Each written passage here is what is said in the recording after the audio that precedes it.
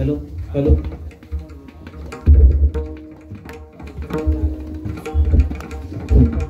Hello hello hello hello hello hello Hari hello hello hello Hari hello hello hello hello hello hello hello hello hello hello hello hello hello hello Hari hello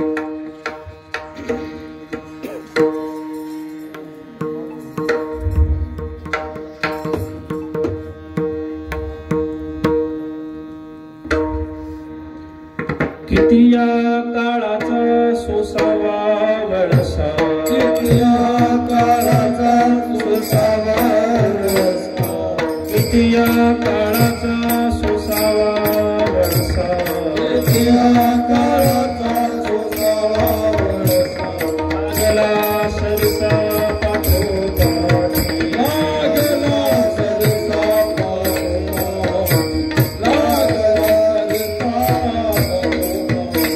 लक्ष 84 ची करा सोडवण, लक्ष 84 ची करा सोडवण, विधाया शरणा पांडुरंग,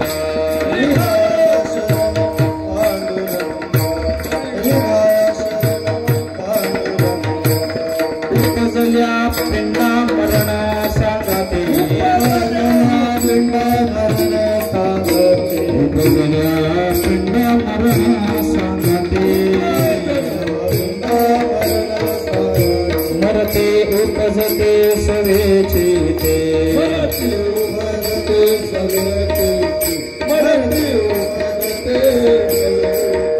लक्ष 84 चे करा सोडवण, लक्ष 84 चे करा सोडवण, विधाया शरणा पांडुरंग,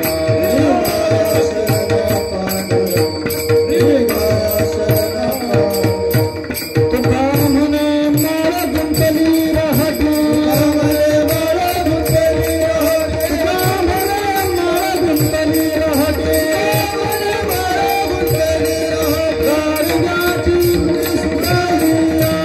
गाडग्याची सुटी फुटाली,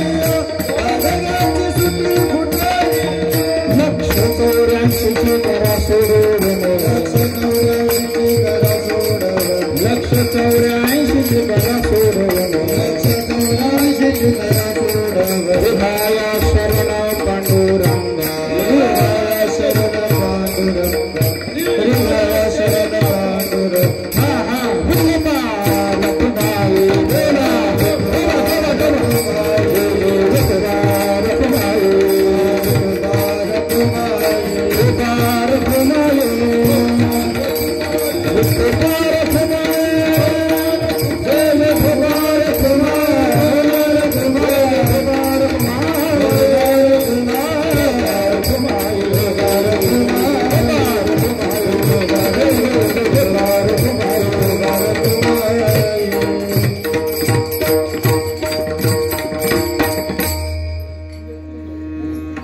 भाऊ महाराज केदारे, विजय महाराज गायके.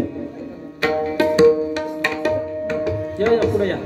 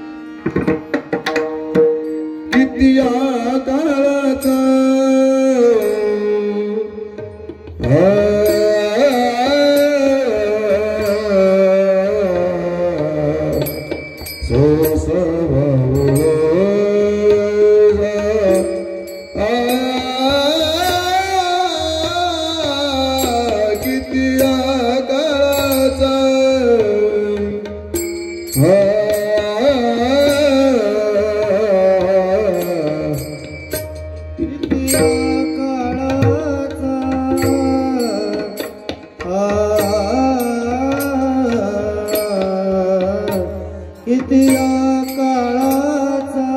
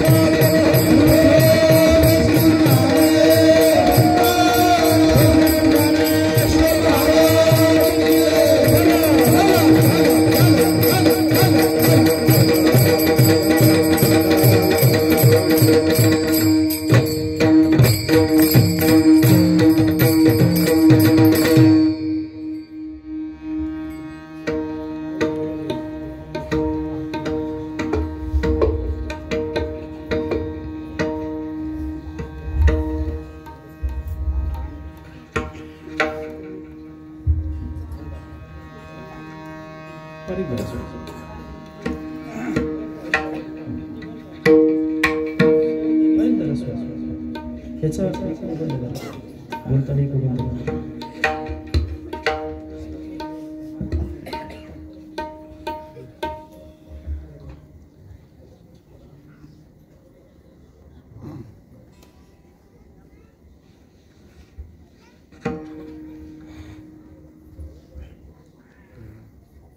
हे थांबलो का माहिती आहे, ज्याच्यासाठी आपली धावपळ चालली आहे ते हे आहे, ते शांती. थोडा आवाज बसलाय त्यामुळे थोडासा कानावर तुमच्या जरा, ज्या गोष्टीसाठी आपण प्रत्येक क्षण तळमळीत आहोत, अस्वस्थ आहोत, जी गोष्ट मिळवण्याकरता आपण प्रयत्नशील आहोत, ती शांती. म्हणून 2 मिनिटं थांबलो. ती इथे या धर्ममंडपात मिळते. किती या काळाचा, मध्ये मध्ये सोड द्या असा थापणार. किती या काळाचा सोसावा वळसा, लागला सरिसा पाठोवाठी.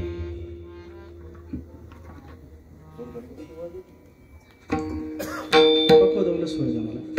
किती या काळाचा सोसावा वळसा, लागला सरिसा पाठोवाठी. लक्ष 84ची करा सोडवण, रिघा या शरण पांडुरंगा. उपजल्या पिंडा मरण सांगाते, उपजल्या पिंडा मरण सांगाते. मरते उपजते सवेचिते. लक्ष 84ची करा सोडवण, रिघा या शरण पांडुरंगा. तुका म्हणे माळ, तुका म्हणे माळ गुंतली रहाटी. गाडग्याची सुटी फुटली या. लक्ष 84ची करा सोडवण, रिघा या शरण पांडुरंगा. पांडुरंगा करू प्रथम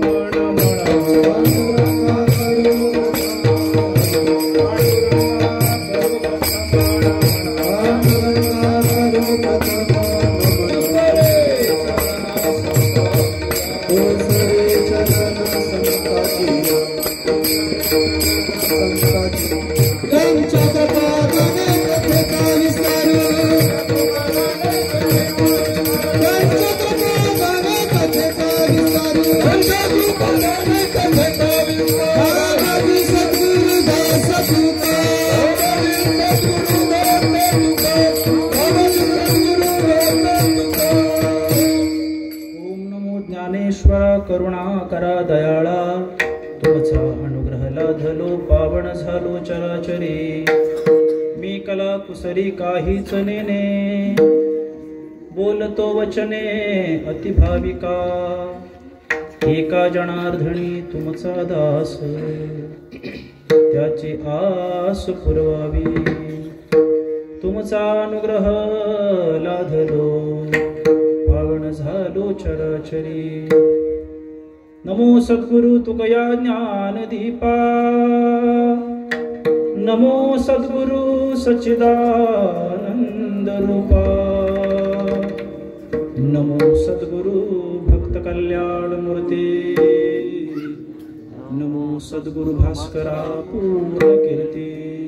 सेवे लागी सेवक जातो, सेवे लागी सेवक, सेवे लागी सेवक झालो, सेवे लागी सेवक झालो. तुमचा लागलो निज चरणा, तुमचा लागलो निज चरणा, तुमचा लागलो निज चरणा, तुमचा लागलो निज चरणा, तुमचा लागलो निज चरणा, तुमचा लागलो निज चरणा. सेवे लागी सेवक झालो, तुमचा लागलो निज चरणा, तुमचा लागलो निज चरणा, तुमचा लागलो निज चरणा. सेवे लागी सेवक झालो, तुमचा लागलो निज चरणा. अगं स्वामी तुझ्या देवा, या हरी न करावा भेद. आदिनाथंच मत्स्येंद्र गोरक्षं गहिनीं तथा निवृत्ति ज्ञानदेवंच देवचूडामणि नमः. अखंडानंदरूपाय सविज्ञानप्रदायिने भवद्वान्त दिनेशाय गुंडाक्ष गुरवे नमः. विठ्ठल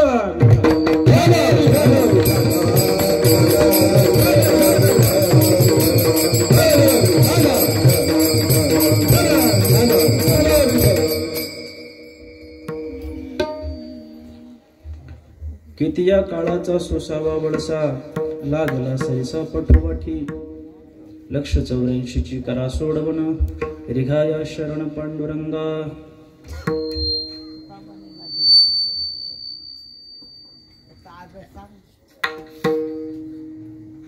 अखिल कोट ब्रह्मांड नायक करुणा वरुणालय भक्तवत्सल भगवान श्री पंढरीशाच्या असीम कृपेनं महावैष्णव ज्ञानोबरायाच्या तुकाराम महाराजांच्या आदी करून संतांच्या कृपा आशीर्वादाने प्रसंग दुःखाचा त्यांच्या कृपाने दुःखाचा प्रसंग नाही, मला पुढचं बोलायचं आहे, आता त्याचा अर्थाचा अनर्थ होईल. प्रसंग दुःखाचा आहे, पण पांडुरंगाच्या ज्ञानोबा तुकोबाच्या कृपेनं त्या दुःखाच्या प्रसंगातही आपण नामचिंतन आणि भगवंताचं चिंतन एकत्र करण्याकरता या ठिकाणी जमलेली सगळी मंडळी आहोत.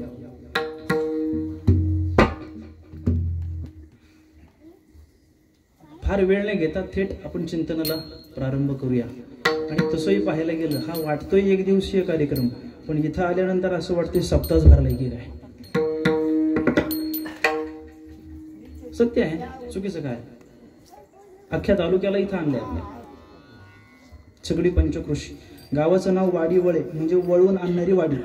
मग त्या वाडीवळ्याने दहिवली, शिलाटणे, वेहरगाव, पाथरगाव, ताज, पिंपळोली, पाटण, बोरज, देवलं, सदापूर, अजून कुठे राहील वाकसई, शिलाटणे राहिलं ना, काय राव, नायगाव, अजून कामशेत, मुंढावरे, कान्ह्याचे पण बघा, कान्हे, आहेरवडे. तर तुम्ही ना सांगत चला, मी यादी लावचं. या सगळ्यांना वळून आणलंय वाडीवड्यामध्ये. मी का बोललो माहितीये?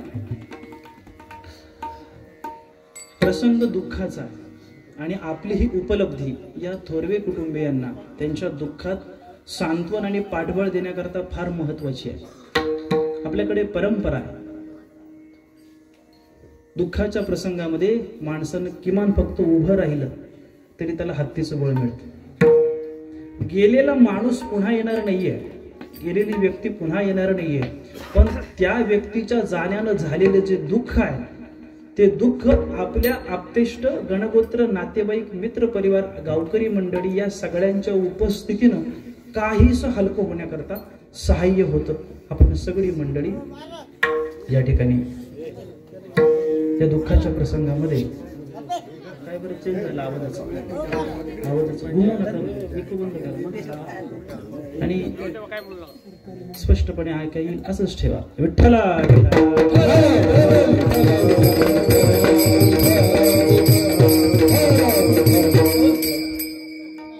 काय आहे, तुम्ही जितके शांत बसाल तितकं मला काही बोलता येईल.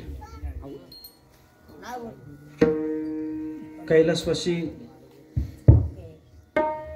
श्रीमती सोनाबाई पोपट थोरवे यांचं वृद्धापकाळानं अल्पशा आजारानं निधन झालं आणि त्यांच्या उत्तर कार्याच्या प्रित्यर्थ दशक्रियेच्या पूर्व संध्येला असलेली ही कीर्तनरूपी सेवा त्यांच्या सगळ्या कुटुंबियांनी या ठिकाणी आयोजित केलेली आहे. सुरेश भाऊ असतील, नथू भाऊ असतील आणि आपल्या सगळ्यांचे परिचयाचे की जे समाज कार्यामध्ये, धर्म कार्यामध्ये नेहमी अग्रेसर असतात, अशा आपले रामदास भाऊ यांच्या या मातोश्री. जितकं मला माहिती आहे, जर मी चुकत नसेल तर मला असं वाटते त्या रामदास भाऊ आणि त्या मंडळींच्या लहानपणीच त्यांचे बाबा गेले. तेव्हापासून अत्यंत खडतर जीवन जगत या माऊलीनं या कुटुंबाला सांभाळलंय, उत्तम संस्कार दिलेत. विस्कटलेल्या प्रपंचाची घडी बसवण्याकरता सुरेश भाऊ असतील, नथू भाऊ असतील, रामदास भाऊ असतील, या तिन्ही लेकरांना घेऊन या माऊलीनं अगदी मातीच्या चुली करून विकण्यापर्यंतचे व्यवसाय त्यांनी केले.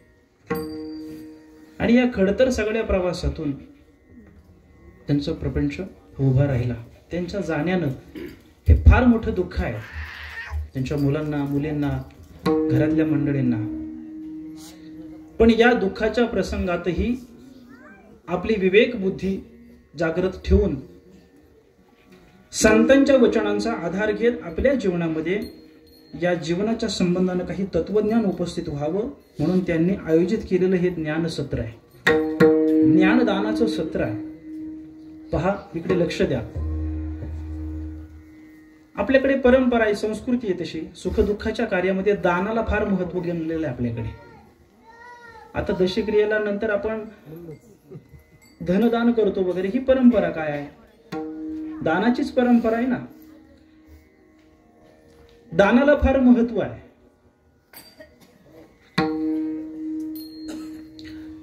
जगामध्ये सर्वश्रेष्ठ दान, श्लोककारांनी फार सुंदर श्लोक लिहिला आहे. कुठलंही कार्य सुखाचं असो किंवा दुःखाचं, अन्नदानाशिवाय ते पूर्णत्वाला जात नाही. अन्नदानाला श्रेष्ठ दान म्हटलं. अन्नदानम परम दानम विद्यादानम मतः परम. काहीतरी गडबड आहे का? माझ्यात गडबड आहे. अन्नदानम परम दानम विद्यादानम मतः परम अन्नेन क्षणिका तृप्ती यावज्जवंतु विद्या. अन्नदान सर्वश्रेष्ठ दान आहे. पण शास्त्रकार म्हणतात अन्नदान केलं. आता हा दुःखाचा प्रसंग, या निमित्ताने सगळी सजन सुज्ञ मंडळी आहेत, त्यांना वाटलं असतं की आपण रक्तदानाचं शिबिर ठेवू शकत नव्हते का? ठेवू शकत होते. वस्त्रदान केलं असतं, गोदान केलं असतं, आणि त्यांच्याकडे असेलच काही एकर भरता अर्धा एकर त्यांनी दान पण केली असती. भूदान करू शकत होता. एखादं आरोग्य शिबिर केलं असतं, काही काही वेगवेगळे उपक्रम केले असते, विद्यार्थ्यांना काही दान धर्म केला असतं. पण या सगळ्या दानांमधून त्यांनी ज्ञानदान करण्याचंच ठरवलं. त्याचं कारण काय? अन्नदानाला सर्वश्रेष्ठ म्हटलं गेलं, पण असं कधी झालंय का तुम्ही एखाद्या पंक्तीला भंडाऱ्याला तुम्ही जेवले आणि जेवल्यानंतर इतकं पोट भरून जेवले आणि मालकाला म्हटले, यजमानाला म्हटले, वा बस आता आयुष्यभर मला जेवणाची अजिबात गरज, असं करा? एकदा जेवल्यानंतर कायमची तृप्ती नाहीये. त्याला 2 तासांनी 4 तासांनी 8 तासांनी भूक लागणारच आहे. ज्याचं जसं कोठार असेल तसं त्याला भूक लागणार आहे. अन्नदानम परम दानम श्रेष्ठ दान आहे. परंतु विद्यादानम मतः परम, परंतु त्याच्यापेक्षा विद्यादान ज्ञानदान श्रेष्ठ दान गणलं गेलं. काय कारण? अन्नेन क्षणिका तृप्ती. अन्नदानानं क्षणभराची तृप्ती होते, कायमची तृप्ती होऊ शकत नाही. आरोग्य शिबिर राबवलं आणि तपासणी केली, त्याच्यावर उपचार पण केले, पण पुन्हा तो आजारी पडणार नाही याची खात्री द्याल? एखाद्याला पैसे दिल्यानंतर कधी तो म्हणेल बस बस आता पुष्कळ झाला, आता देऊ नका बाबा, असं म्हणेल? अन्नदान असं आहे की ते तृप्ती करते. बस म्हणतं आता नको, आता बाहेर येईल, परंतु त्यानं पण क्षणभराची तृप्ती आहे. पण विद्यादानम मतः परम, कारण काय? अन्नेन क्षणिका तृप्ती यावज्जवंतु विद्या. विद्यादान त्याला आयुष्यभर पुरे पडतं. कसं काय? विद्यादानातून ज्ञानदानातून संतांच्या भगवंतांच्या विचारांचं प्रदान केलं जातं. सुपीक बुद्धी, कोमल हृदय, शुद्ध हृदय जर प्राप्त झालं, चित्त शुद्ध प्राप्त झालं आणि तो विचार संतांचा जर त्या बुद्धीमध्ये विचारोपित झाला, तर त्या विचारानं त्या व्यक्तीला आयुष्यभर ऊर्जा मिळते. त्याच्यामुळे ज्ञानदान हे सर्वश्रेष्ठ दान आहे. आणि या कुटुंबानं, थोरवे कुटुंबियांना आज हरिकीर्तनाची सेवा आयोजित करून इथं ज्ञानदानाचं कार्य उभारलं आहे. विठ्ठल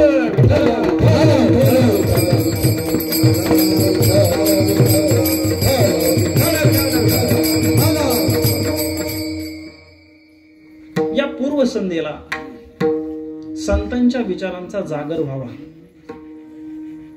जागर म्हणजे मंथन व्हावं. अत्यंत शांतपणे ऐका. आमचे गुरुजी म्हणतात कीर्तन शांतपणे केलं पाहिजे आणि शांतपणे ऐकलं पाहिजे. माझा अधिकार नाही बरं का, पण तुम्ही बऱ्याच वेळा असलं की मला जरा बळ येतं. ठीक आहे, की वडीलधारी मंडळी असली की बळ येतं. आमच्या गुरुजींचं वाक्य, बोलू का त्यांचं वाक्य? चालेल ना? मला क्षमा करा, पण आज इथं इतकं हे शुद्ध सांप्रदायिक वातावरण आहे. इथं कुठलंही प्रदूषण नाहीये. आज ना गायनाचं प्रदूषण आहे, ना वादनाचं प्रदूषण आहे, ना वक्तव्याचं प्रदूषण आहे, ना ऐकणाऱ्याचं प्रदूषण आहे. आपण सगळी जाणती मंडळी आहात. आजही कीर्तनांच्या व्यासपीठावर काय अवस्था झाली हे सगळ्यांना सांगायचं काही वेगळं कारण नाही. अशा या विपरीत काळामध्ये आपल्याला आपल्या धर्म संप्रदायाच्या परंपरेची शुद्धता राखणे हे आपलं आद्य कर्तव्य आहे, की जे आपण इथं जोपासतोय. वर्तमान परिस्थितीत आपण नेहमी कार्यक्रमानिमित्तानं फिरणारी मंडळी आहोत, पण इतकं पोषक वादन, इतकं पोषक गायन, इतकं सुंदर साऊंड सिस्टम आणि इतके शांत श्रोते फार दुर्लभ झालेत. म्हणून मी बोलतोय. आमचे गुरुजी म्हणतात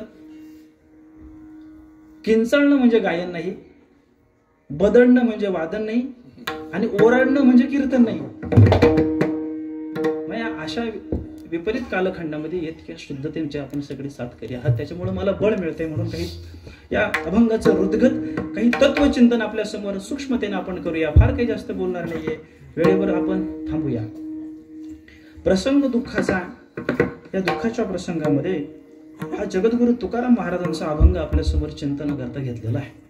किती या काळाचा सोसवा वळसा, लागला सरिसा पाठोपाठी, लक्ष 84ची करा सोडवण, रिघाया शरण पांडुरंगा, उपजल्या पिंडा मरण सांगाते, मरते उपजते सगळेची ते, तुका म्हणे माळ गुंतली राहाटी, गाडीग्याची सुटी फुटलिया. या अभंगाकडे जाताना मी आपल्याला एका रोखांड नेऊ इच्छितो. आपण सगळेजण वारकरी पंथाची उपासना करणारी सगळी मंडळी आहोत. म्हणजे एखाद्याच्या गळ्यात माळ जरी नसली तरी पण तो वारकरी आहे. वारकरी होण्याकरता माळकरी असलाच पाहिजे असा काही दंडक नाहीये. शब्द परत ऐका. म्हणजे याचा अर्थ असा नाही बरं झालं बाबांनी सांगितलं मग आम्ही आता माळा नको घालायला. काही लोक घरातल्या घरात हसतात, हे का बरं झालं. आता बघा आता एकतर सोशल मीडिया चाललं की ती क्लिप मग होते ना, महाराजच म्हटले मग वारकरी होण्याकरता माळेची काही गरज नाही, मग काय आवश्यकता आहे घालायची. तसं नाही. मला काय म्हणायचं आहे, वारकरी संप्रदायाची उपासना, विचारांची उपासना करणारी आपण मंडळी आहोत. वारीला येण्याकरता तुमचं आयडी चेक केलं जातं का? हे दाखव बरं तुझी माळ असेल तरच वारीत प्रवेश आहे असं आहे. सगळ्यांना सकळाशी येथे आहे अधिकार. या वारकरी पंथाच्या उपासनेची आपण सगळी मंडळी आहोत. हरिपाठ, गाथा, ज्ञानेश्वरी, भगवद्गीता, भागवत, भावार्थ रामायण ही सगळे आदी करून ग्रंथांचे उपदेश जगणारी आपण माणसं आहोत. त्यातल्या त्यात आपल्याला अत्यंत प्रिय असलेला तुकोबारायचा गाथा आणि सकळ ग्रंथांची शिरोमणी जिला वर्णिले अशी ज्ञानेश्वरीची उपासना करणारी आपण मंडळी आहोत. मला कौतुकानं सांगायला वाटेल की सगळे आमचे जे आता मित्रपरिवार आहे ना मागे उभे राहिले, हे मुद्दामून आले बरं का मामा. ही सगळी ज्ञानेश्वरीचा अभ्यास करणारी मंडळी आहे. ही फक्त कपडे घालून नाही आलेली. खाली काही बसलेली आमची मंडळी. आमचे सुभाष भाऊंचे चिरंजीव पण आले, ते आळंदीला असतात शिकायला. मी हे का सांगतोय, अभंगाच्या थोडं बाजूला जाऊन काय सांगण्याचं कारण, आपल्या संस्कारांना, आपल्या रूढी परंपरांना, आपल्या सांप्रदायिक विचारांना पुढच्या पिढीला आपल्याला कॅरी करता आली पाहिजे.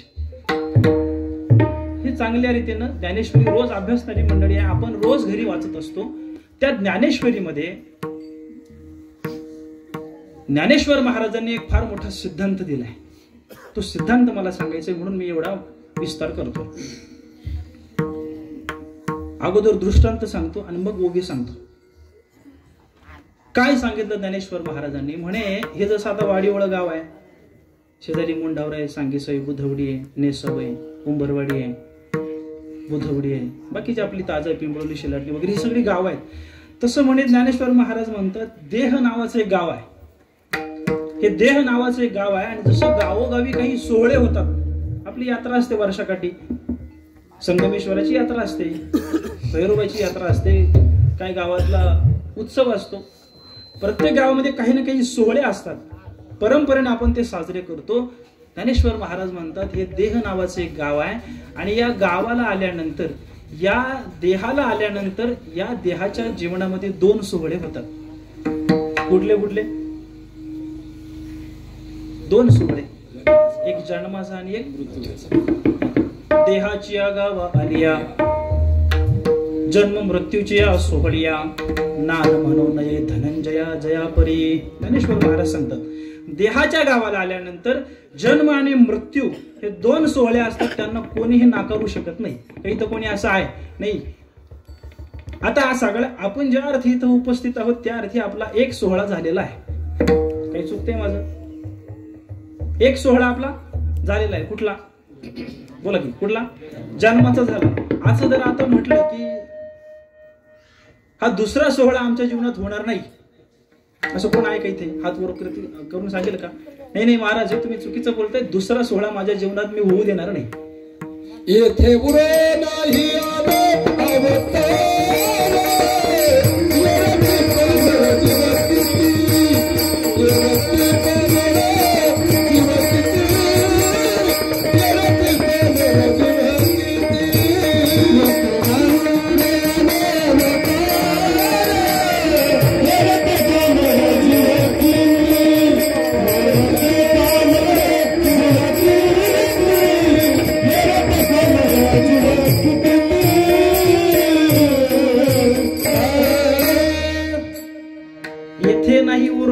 अवतार ये रते पामर जेव किती रामकृष्ण आले गेले.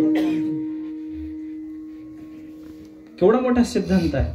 जन्माचा सोहळा आहे आणि मृत्यूचा सोहळा आहे. दुसरा सोहळा आपण नाकारू शकत नाही. आणि कोणी जर म्हटलं असं की माझ्या जीवनात तो दुसरा सोहळा होणार नाही ना, असा हात वरती करायला लागला, तो हात वरती करता करता पण सोहळा होऊ शकतो.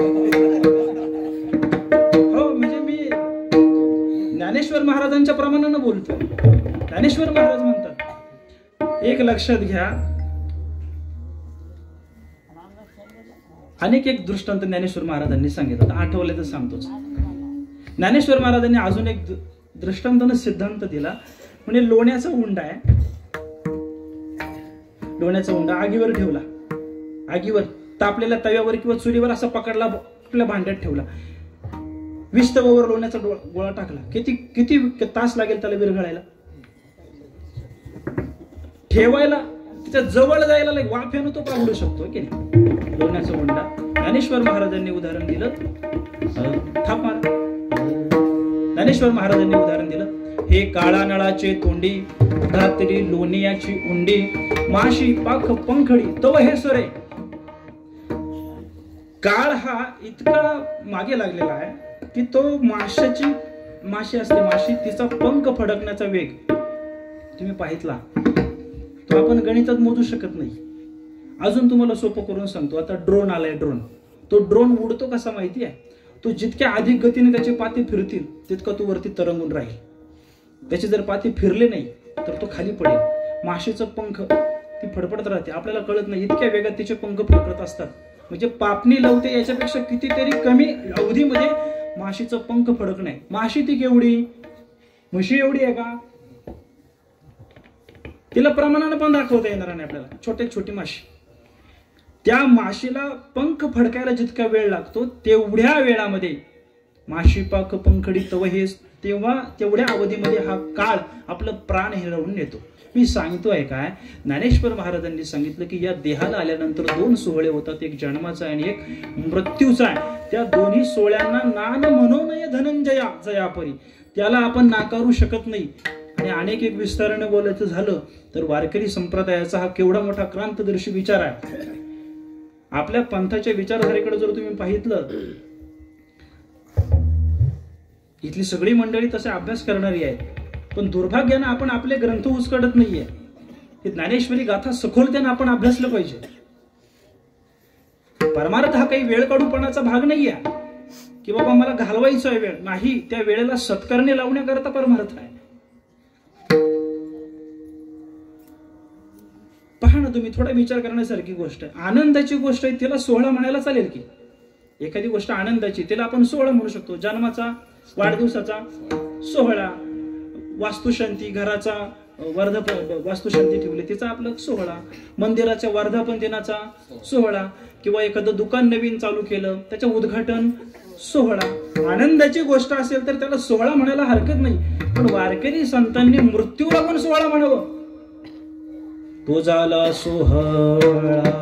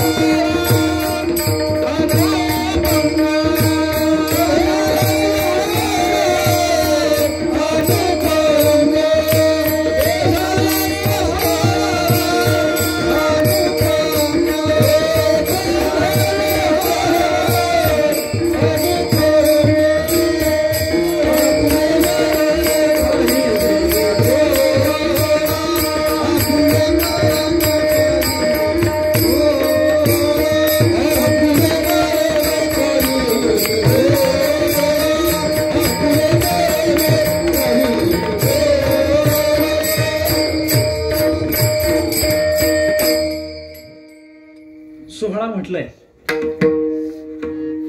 देहाच्या गावा आलिया जन्म मृत्यूची या सोहळिया, ज्ञानेश्वर महाराज म्हणतात. त्याच्याविषयी कर तुकाराम महाराज म्हणतात, मी माझं मरण माझ्या डोळ्याने पाहितलं, काय सांगू केवढा अनुपम्य सोहळा आहे तो. मरण आहे आधी राहिलो मरणे,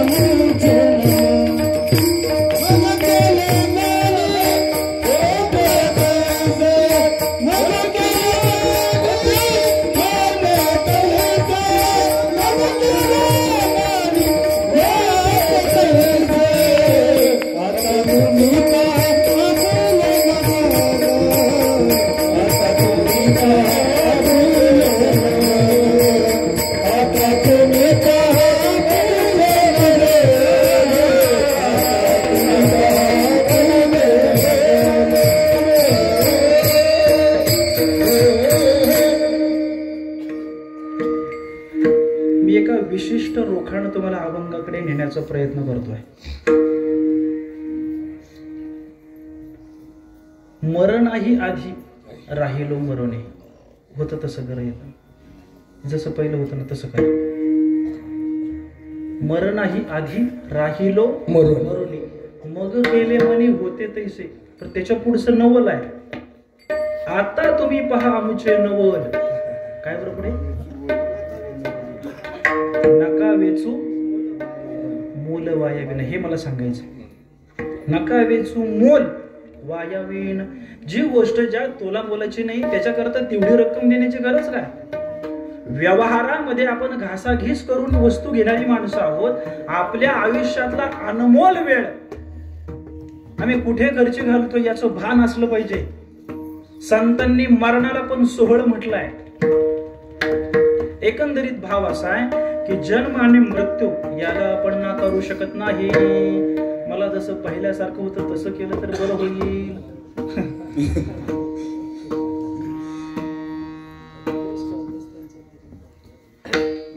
काय सांगत होतो तुम्ही? ते काय आले वयोमानानुसार मला याला विसरायला होते. विठ्ठला विठ्ठला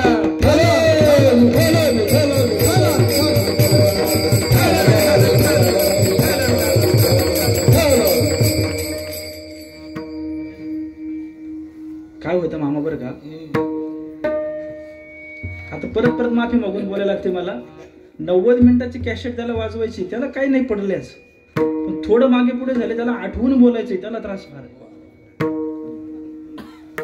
मी तुम्हाला सांगू, एक चांगलं वाक्य सांगतो तुम्हाला.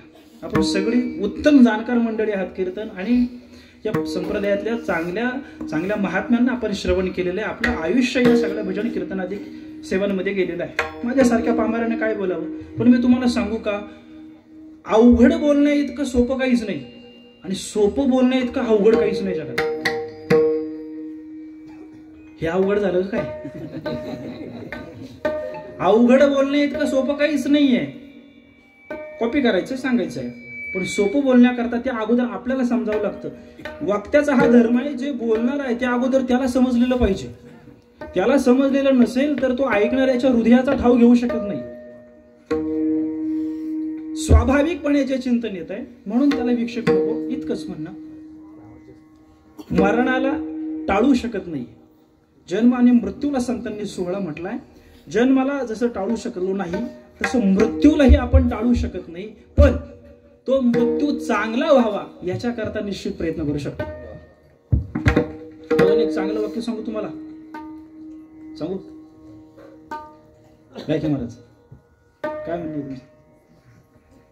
गुलाबराव, सगळी परिचयाची मंडळी, मी म्हटलं ना वाडिवड्यानं सगळ्यांना वळून आणलंय आणि हे रामदास भाऊ तुमच्या कार्याची पावती आहे ही. विठ्ठला विठ्ठला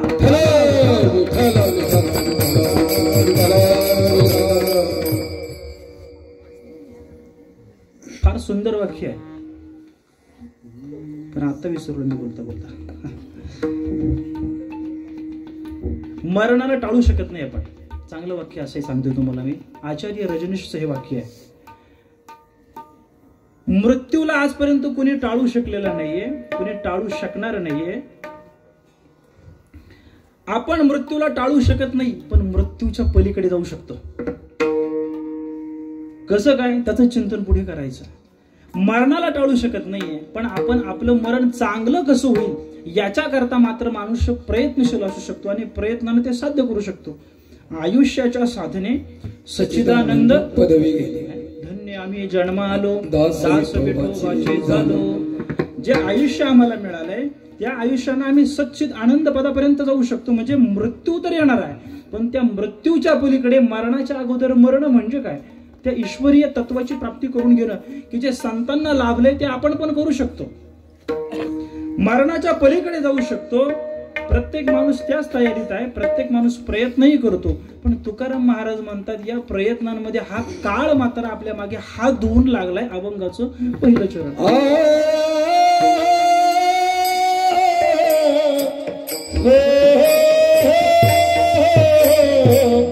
किती हा काळ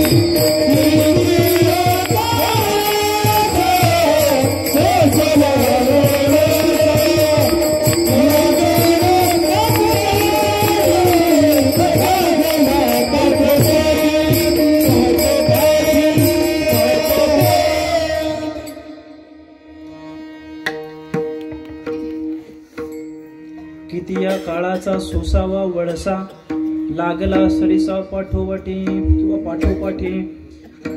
जन्म मृत्यूच्या या प्रवासामध्ये हा काळ मात्र आपल्या मागे हात धुवून लागलेला आहे. प्रत्येक क्षणाला तो मागे आहे. म्हणून तर संत म्हणतात की नाही, क्षण ह्याची करावा विचार तरावया पार. मग पुढे काय, नाशिवंत देह. काय काय उघड मला समजा नाही काय काय काय काय काय काय काय साधू पुरुष आहे. नाशिवंत देह जाणार सखळ आणि आयुष्य खातो काळ.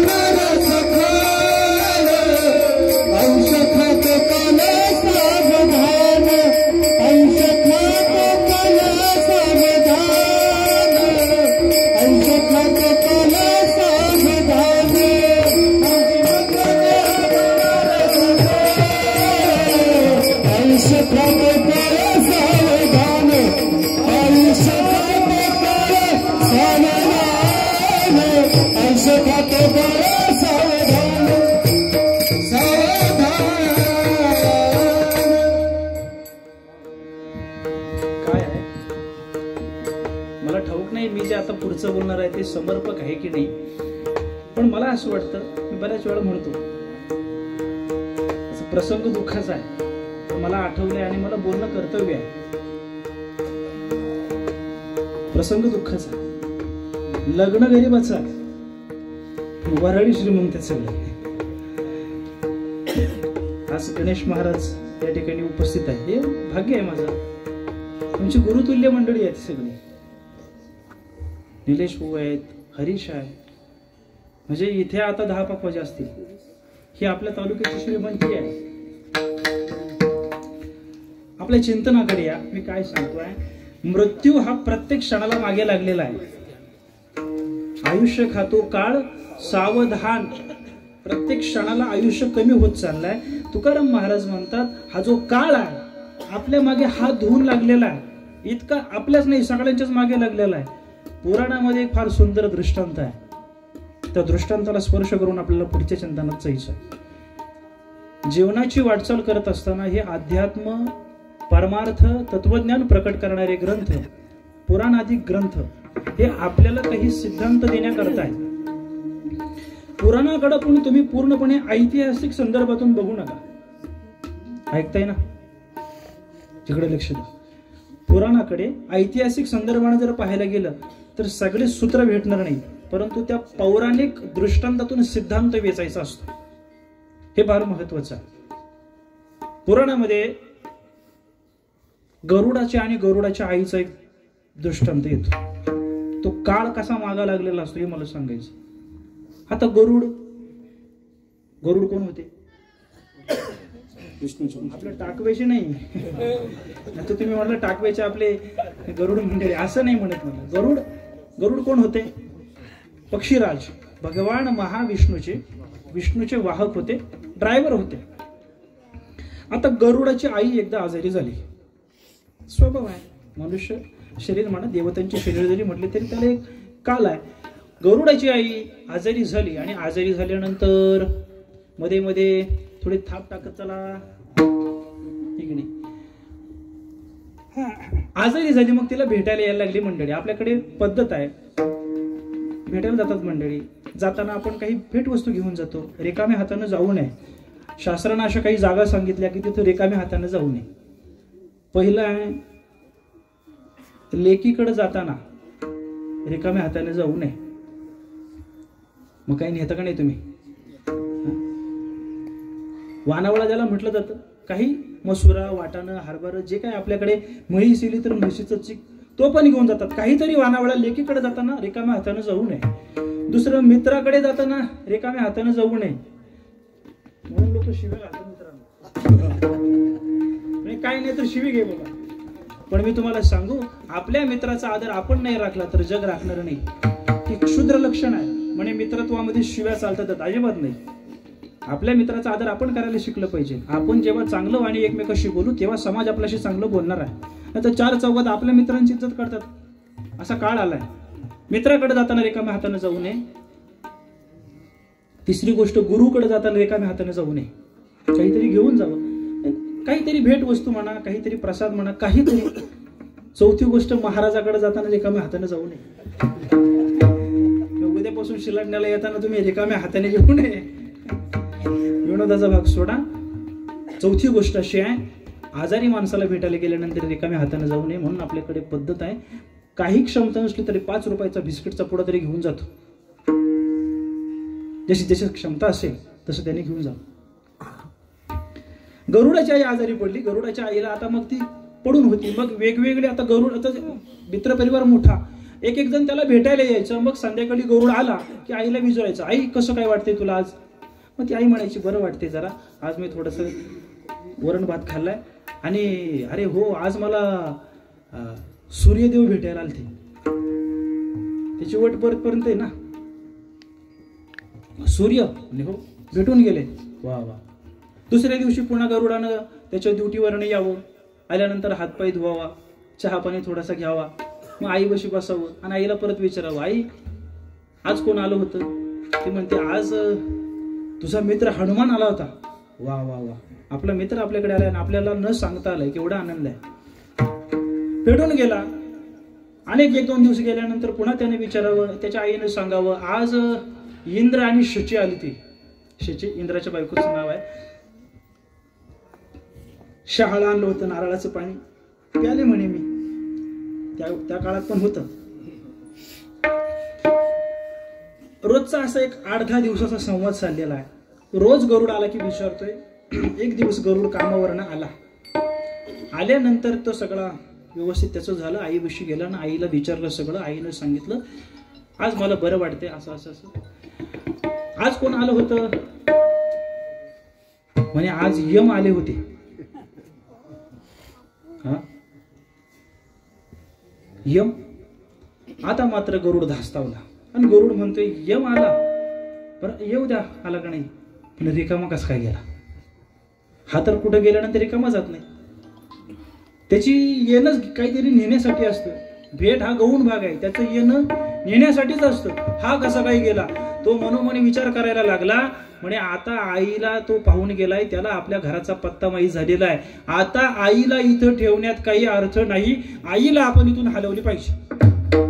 लगेच त्यानं 108 नंबरला फोन केला. त्याला काही 108 ला फोन करायची गरज आहे का? 102 ला फोन करायची गरज आहे? पंख उभे केले, लगेच आईला पाठीवर घेतलं.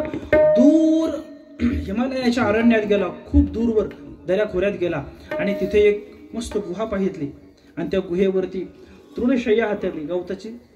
तिथं आईला ठेवली आणि आईची सगळी व्यवस्था लावली आणि बाहेर पडायला निघाला. त्यावेळेस पकवाजाने थाप मारली होती. तो बाहेर पडाला म्हणजे वळाला आणि आईला तिथे तिची व्यवस्था लावून मागे वळून पाहतो तर काय, इथं यमदेव लगेच हजर. गरुड आश्चर्यचकित झाला. पण त्या वेळेला मात्र तो थोडासा त्याने, आता अचानक एखादा व्यक्ती आपल्या समोर अनपेक्षित झाला की ज्याची अपेक्षा नाही आपल्याला, आणि तो जर समोर उभा राहिला तर माणूस जरा बुचकळत पडतो. तसा तो बुचकळला जरा आणि तर मग व्हायला लागली. म्हणे, यमदेव तुम्ही? हो म्हणे, गरुडा माझं काम होतं इथं जरा. आणि बरं झालं गरुडा म्हणे, तू इथं आला आणि मी तुला पाहिलं, तू आईला घेऊन आला, माझं काम जरा सोपं झालं. म्हणे तुझ्या आईचा अंतकाल आजच्या दिवशी होता आणि याच ठिकाणी होता. बरं झालं तूच तिला इथं घेऊन आला, आता माझं काम सोपं झालं. दृष्टांत संपला. किती या काळाचा सोसावा लागला सरीसा,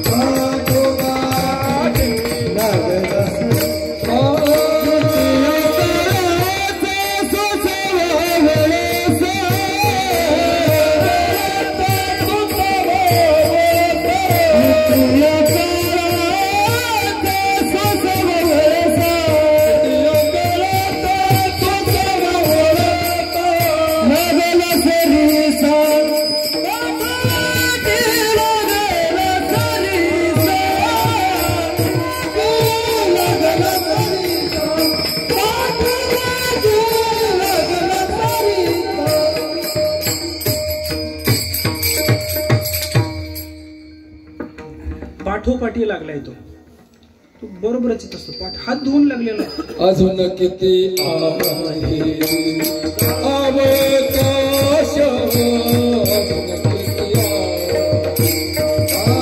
आकाश अजून किती आहे आकाश अजून किती आहे कधी कधी काळ रात्री काळ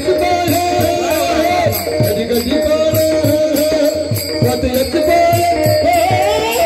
अजून किती अजून किती गडबडी काळ वाटवाट काळ गडबडी काळ वाटवाट काळ अजून किती आहे अजून किती आहे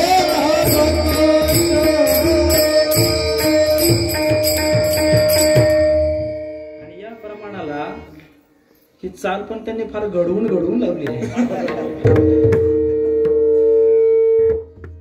मी स्तुती करत नाहीये, परंतु ही जाणकार मंडळी आमचं बळ आहे. आताच्या तरुण पिढीचं ही जाणकार मंडळी बळ आहे आणि यांचे अनंत उपकार आहेत. इथं सगळी जाणती मंडळी माझ्या डोळ्यासमोर आहेत की ज्यांनी आयुष्यभर परमार्थ केलाय आणि ते स्वतः पुरतं नाही ठेवलं, त्यांनी भरभरून वाटलंय या मंडळींनी, म्हणून तर इतकी उपस्थिती आहे. आमचं फिरणं होतं बाहेर. गौरव भाऊ, या कीर्तनाच्या माध्यमातून बाहेर तालुक्यांमध्ये जिल्ह्यांमध्ये जाण्याचा योग येतो, पण कधी कधी अशी दयनीय अवस्था असते की तिथं कीर्तनाला गेल्यानंतर असं वाटतं ही कुठल्या जन्माची शिक्षा आहे. हो, मी जबाबदारीपूर्वक बोलतो. पण आपल्या विभागामध्ये किंवा आपल्या तालुक्याच्या या भागामध्ये तशी उणीव कोणाचाही गोरगरिबाचं कार्य असो, श्रीमंताचा असो आणि कुठल्या गावचा सप्ताह असो, पण उणीवा भासत नाही. कारण का, ते मागच्या पिढीचे अनंत उपकार आहेत. आपण त्यांचं कौतुक नाही पण टाळ्या वाजून आभार व्यक्त केले पाहिजेत. हे वास्तव आहे. आपल्या मागच्या पिढीची आपण जाणीव ठेवली पाहिजे आणि ही कार्य पण आपल्याला सेवा भावनेनं प्रत्येकाच्या सुखदुःखात सहभागी होऊन निरपेक्षपणे करता आली पाहिजे. नाही तर आज कीर्तन करायचं म्हणजे यजमानाला काच आहे. सरपंच, तुम्ही अनुभवी मंडळी आहात, सगळे आयोजक आहात, मला क्षमा करा, थोडं विषयांतर होईल बरं का दादा टाकळकर महाराज. बोलू का? आज काच आहे, कीर्तन आयोजित करायचं म्हणजे यजमानाला काच पडतो, बाबा कीर्तन कसं काय आयोजित करायचं. पहिला काच महाराजाचा असतो. कोणता आकडा फिरवतो काय माहिती. आकडा फिरवण्याचे वेगवेगळे अर्थ आहेत बरं का. आता मी थोडं ते बँकिंग लाईन मध्ये असल्यामुळं थोडस ते आम्हाला अनुभव आहे. चिंता ही व्यासपीठावरतून सांगतोय, पण आपल्याकडे हे सद्भाग्य आहे, हे पूर्वसुरीचे आपल्या सगळ्या जाणकार मंडळींनी आपल्याला सरळ हाताने दिलं आणि हा परमार्थाचा मार्ग सगळ्यांकरता सुकर केला. इथं उपस्थित असलेली सगळी मंडळी, अगदी वाजवणाऱ्यापासून गाणाऱ्यापासून सगळी मंडळी ही अयाचक वृत्तीनं आणि निरपेक्ष वृत्तीनं आलेली आहे. याचं कौतुक म्हणून सगळ्यांनी टाळ्या वाजवल्या पाहिजे. हे मला माहिती आहे उघडपणे कोणी बोलत नाही, कारण बोलण्याकरता काही असावं लागतं. तुका म्हणे होता ठेवा, तो ठेवा आहे म्हणून ठेवतोय. आपल्या विषयाकडे या. घडी घडी काळ वाट याची पाहे, अजून किती आहे अवकाश, यात तिथपर्यंत आपण आलो होतो. गरुडाच्या आईच्या आईला नाही चुकलं. काळाला कुठलंही स्थान चालतं. जसं ज्ञानेश्वर महाराज म्हणतात, काळ वेळ नाम उच्चारिता नाही. नामस्मरण करायला तुम्हाला कुठलंही काळ वेळ बंधन काहीच नाही. आता मला विस्तार करायला खूप जागा आहे, पण मला ते समायोजित संकुचित करायचं आहे. तसं मृत्यूला कुठलंही स्थान चालतं. त्याला बस स्टॉप पण चालतो, त्याला एसीचा हॉल पण चालतो, त्याला बाथरूम पण चालतं, त्याला बेडरूम पण चालतं, त्याला किचन पण चालतं, त्याला कीर्तन पण चालतं.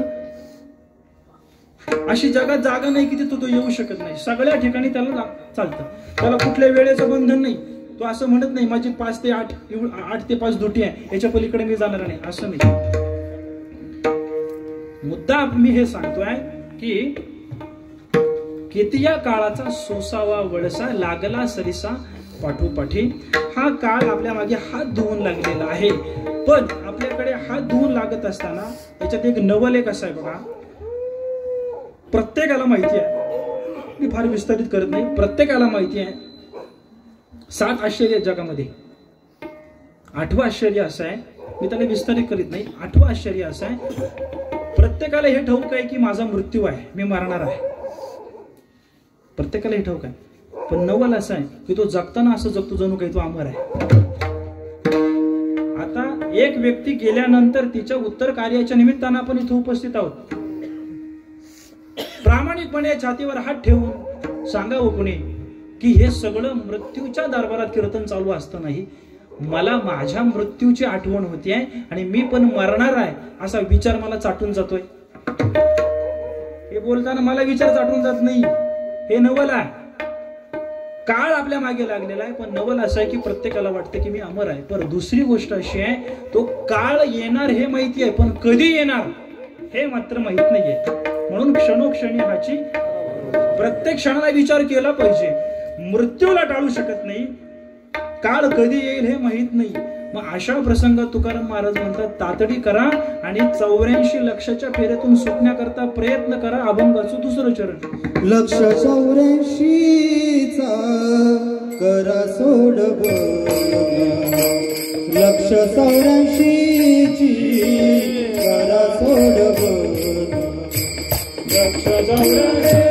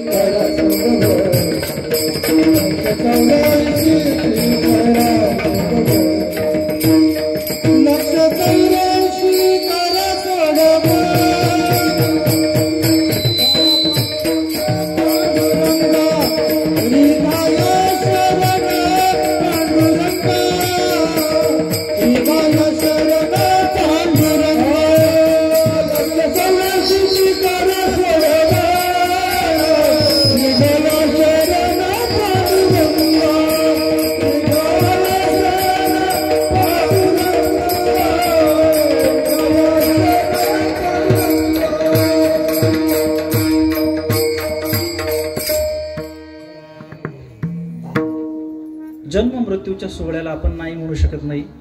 जन्माला आणि मृत्यूला स्वीकारावंच लागेल. पण या मृत्यूच्या पलीकडे जाण्याकरता आपण प्रयत्नशील असणं गरजेचं आहे. तो प्रयत्न प्रत्येक जण करतोय, पण काळ त्याच्या मागे हात धुवून लागलाय. अत्यंत सीमित वेळ आपल्याकडे आहे आणि त्या कमी वेळेमध्ये किती आहे हे पण माहिती नाही.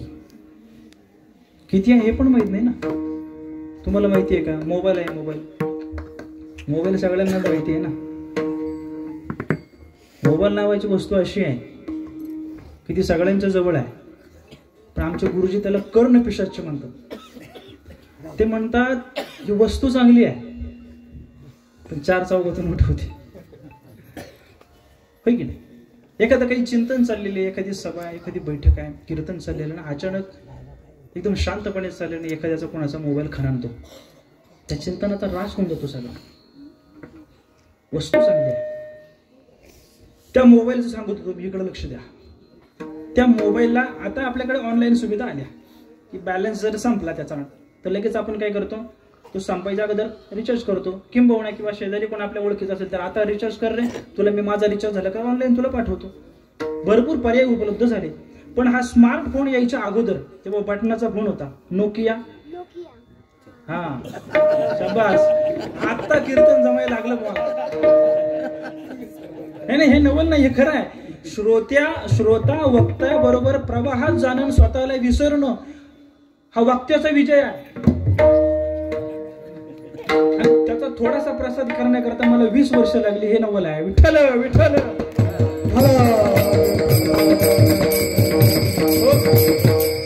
काय आहे, थोडी मीच माझी पाठण थुपटून घेतली, बाकी काही नाही केलं.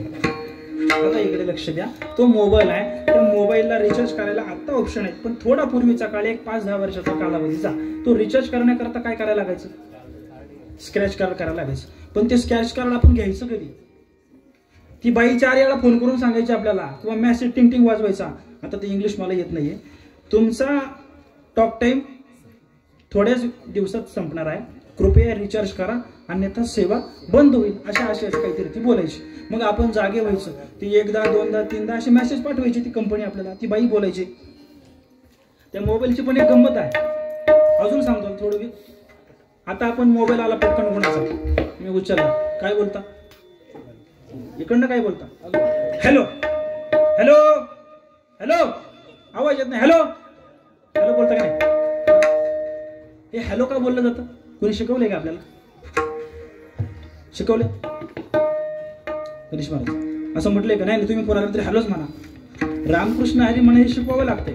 जय हरी म्हणा, नमस्कार म्हणा, प्रणाम म्हणा, काहीतरी नाही का, जय कृष्ण म्हणा, काहीतरी म्हणा, असं शिकवावं लागतंय. पण हॅलो, हे हॅलो का म्हटलं जातं माहिती आहे तुम्हाला, नसेल माहित तर मी सांगतो थोडं तुम्हाला. मोबाईलचा शोध कोणी लावला, होय,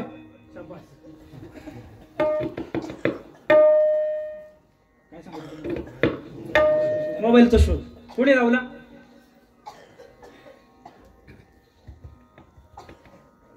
कोण म्हटलं, मी नाही लावला, मी लावला नाही हे कोण म्हटलं, चोपदार म्हणतात मी नाही लावलं म्हणतात. मोबाईलचा शोध लावला ग्राहम बेलनं. कोणी, ग्राहम बेलनं. आणि तो जेव्हा परीक्षण करत होता, ही यंत्र पण काही एका दिवसात निर्माण झाली नाहीये. आपल्या ऋषीमुनींनी सुद्धा हजारो वेळा तपश्चर्या करून, हजारो वेळा परीक्षण करून पुढच्या गोष्टी केलेल्या आहेत. तसा तो ग्राहम बेल आताच्या काळातला ऋषी, सायंटिस्ट म्हणजे ऋषीच.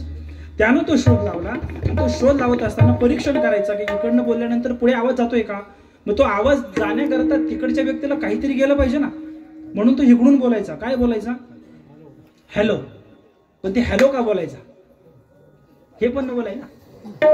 त्याचं कारण असं आहे, त्याच्या बायकोचं नाव होतं हॅलो.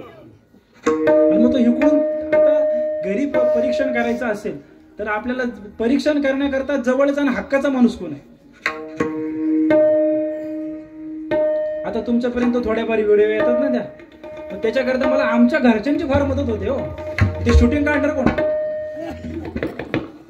लक्ष द्या. तो ग्राहम बेल काय करायचा, इकडनं हॅलो म्हणायचं. त्याच्या पत्नीचं नाव होतं हॅलो हॅलो असं म्हणायचं. पलीकडे आवाज जातोय का नाही जात, मग त्याला वेगळं ऑपरेशन करायला, वेगळं प्रक्रिया करा. असं करता करता ते हॅलो ते सगळ्यांपर्यंत पोहोचलं गेलं. आपण हॅलो केलो, अजरामर झाली ती हॅलो. त्या मोबाईलचं चाललंय, त्या मोबाईलला टॉकटाम करण्याकरता 2-3 वेळा आपल्याला मेसेज येतो, तेव्हा आपण त्याला रिचार्ज करतो. मोबाईलचा टॉक टाइम कधी संपणार आहे याच्याकरता कंपनीने व्यवस्था केली तुम्हाला रिमाइंड करण्याची. पण या जगतामध्ये जन्माला आल्यानंतर तुमचा टॉक टाइम कधी संपणार आहे हे सांगण्याकरता कुठल्याही यंत्रणेची व्यवस्था नाही आहे. तो कधी पण येऊ शकतो. त्या मृत्यूपासून, मृत्यूच्या पलीकडे किंबहुना त्या चक्रातून, 84 लक्षाच्या चक्रातून पलीकडे जाण्यासाठी उपाय संतांनी सांगितला, रिघाया शरण पांडुरंगा. बरं, पांडुरंगाला काय सांगितलं, पांडुरंगाला शरण का जा. बाकी सगळे आपले इतके ओळखीची पाळखीची सगळी मंडळी आहे, मी तुम्हाला तिथपर्यंत घेऊन जातो, बघा जमतंय का, येतंय का तिथपर्यंत. इतकी सगळी मंडळी आहे, ज्यांना शरण गेल्यानंतर आपण त्या 84 लक्षाच्या पलीकडे जाऊ शकत नाही का. संत आम्हाला हे सांगतात, या 84 लक्षाच्या फेऱ्यातून आम्हाला 2 जणच वाचू शकतात. एक तर भगवंत आणि दुसरे संत. बाकीची जी माईक सगळी नाती गोती आहे अजून जवळ आणलंय, हे कोणी आपल्याला कामाला येत नसतं. माता पिता बंधू भगिनी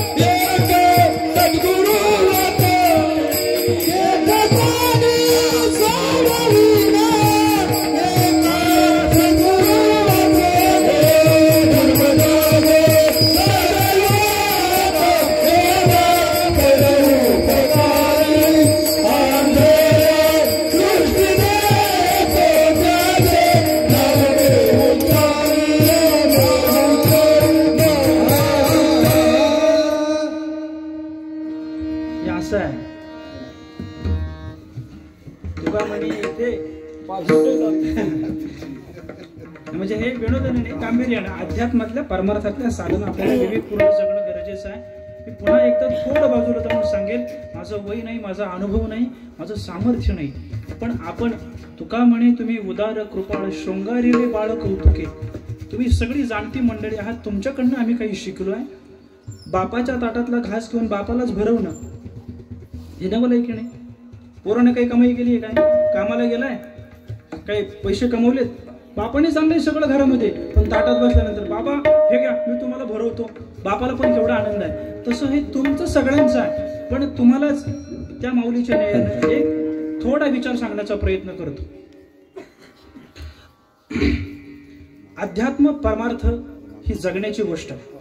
इकडे लक्ष द्या, मी फार महत्वाचं बोलतोय आणि फार कळकळीनं बोलतोय. अध्यात्म परमार्थ ही जगण्याची गोष्ट आहे. ते केवळ कृतीपर्यंत अवलंबून असू नये, त्या कृतीच्या भावापर्यंत पोहोचलं पाहिजे. एक चांगलं वाक्य सांगू, आम्ही काय करतोय याच्यापेक्षा कशा करता करतो याला फार महत्व आहे. मला एका माझ्या मित्रानं एक पुस्तक भेट दिलं होतं, ते बऱ्याच वेळा हे सांगितलंय. गीतामृतम नावाचं पुस्तक दिलं तो भेट. स्वाध्याय परिवाराचे प्रणेते आदरणीय श्री दादा पांडुरंग दादा आठवले दादा, इतकं विपुल वाङ्मय, आपल्यावर उपकार आहेत या संत मंडळींचे. तुम्ही कधी चिंतन अभ्यास करताना हे तत्वज्ञान मासिक वाचा, केवढे उपकार तुकार आहेत, त्या गीतामृतम नावाच्या ग्रंथामध्ये गीतेचं काही विवेचन करताना असा काही एक टप्पा येतोय आणि तिथे एक पाश्चात्य तत्ववेत्याचं एक वाक्य इंग्रजी मधलं आहे, फार भारी आहे. Good action done with bad motive are bad and bad action done with good motive are good. काही समजलं? मला पण नाही समजत, पण मी पाठ करून आलोय म्हणून सांगतो. पण त्यातला भाव महत्वाचा. Good action done with bad motive are bad and bad action done with good motive are good. मी त्याला फार विस्तारित करत नाही, पण त्याचा भाव असा आहे, तुमची कृती चांगली आहे पण हेतू जर वाईट असेल तर त्या कृतीला काही अर्थ नाहीये. कृती चांगली आहे, मला क्षमा करा, माझ्या अधिकाराला शोभणारी ही प्रमाण नाही आहेत, पण आता वर्तमानामध्ये या मुद्द्यांवरती बोलणं हे वक्त्याचं कर्तव्य आहे, प्रचारकाचं मुख्य काम आहे. तुकाराम महाराज म्हणतात, जोवरी तोवरी माळा मुद्रांची भूषणे, जोवरी या तुकयाचे दर्शन नाही झाले, जोवरी तोवरी जंबुक घरी गर्जना, जो या पंचाननाचे दर्शन नाही झाले. कोल्याची कुली कुठपर्यंत असते? वाघाची सिंहाची डरकाळी येईपर्यंत. सिंहाची डरकाळी आल्यानंतर चिलटाचा प्रकाश तो किती? त्या चिलट म्हणला, हा सूर्य मला विरोधी आहे, याच्या विरोधात मी फॉर्म भरणार. तिकडचं इकडं लावू नका, कुठेतरी पण तिकडं. सूर्याचा प्रकाश हा तेजस्वी आहे, चिलटाचा प्रकाश रात्रीचा चमकतो, पण सूर्य उगवला आल्यानंतर तो निघून जातो. मी सांगतोय काय, अध्यात्माच्या पथदर्शावरती आपल्याला केवळ बाह्यांगाने चालून फायदा नाहीये, आपल्याला अंतःकरण बदलावं लागेल, अंतःकरणासहित परमार्थ करावा लागेल. आपली कृती चांगली आहे पण हेतू जर वाईट असेल तर काही अर्थ नाहीये. पण कधी कधी कृती वाईट असते पण हेतू चांगला असतो, त्या वाईट कृतीला पण स्वीकारलं जातं. मला सांगायचं आहे, आपल्या चिंतनाकडे या जन्म मृत्यूच्या रहाटगाड्यात आल्यानंतर या मृत्यूपासून वाचवणार आपल्याला कोणी नाहीये. तुका म्हणे, तुझं सोडविना कोणी, एका चक्रपाणी वाचुनिया. खूप प्रमाण आहेत माझ्याकडे, पण मला माझ्या वेळेत थांबायचं आहे. माता पिता बंधू भगिनी कोणी न पवती निर्वाणी, इष्ट मित्र स्वजन सखे हेतू सुखाची मांडणी, एकला मी दुःख भोगी कुंभ पाक जासनी. कितीतरी प्रमाणाने मी तुम्हाला सिद्ध करून देईन, आता मी त्याला वेळ घेत नाही. काकडा आरतीमध्ये प्रसिद्ध अभंगात आपण म्हणतो, धनदारा पुत्र बंधू सोय रे पेशू, सर्व मित्रा हे जाणू, शरण रिघा देवासी, धनदारा पुत्र बंधू सोय रे पेशू. सांगायचंय काय, या मर्त्य लोकांमध्ये इथं आपल्याला कोणी सोडवणार नाहीये. एका सद्गुरू वाचून, एका परमात्म्या वाचून आपल्याला कोणी सोडवणार नाहीये. म्हणून तुकाराम महाराज म्हणतात, लक्ष 84ची करा सोडवण, रिघाया शरण पांडुरंगा, विठोबा रखुमाये,